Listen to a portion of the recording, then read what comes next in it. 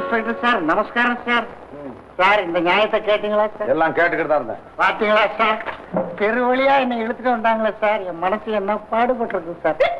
மறுபடியும் உங்களை ஊர்வலமா அழைச்சிக்கிட்டு வராத நிலைமை ஏற்படும்ங்கிறதுக்கு என்ன உத்தரவாதம்? சார் வேண்டாம் சார், இனிமேல் என்னை ஊர்வலமா அழைச்சிட்டு போனாங்க நான் தூக்கு போட்டுக்கிட்டு செட்டே போடுவேன் சார். பாத்தீங்களா, உங்களை ரகசியமா அழைச்சிட்டு வந்திருந்தா இந்த மனமாற்றம் ஏற்பட்டிருக்காது இல்ல? ஏற்படாது சார், ஏற்படாது.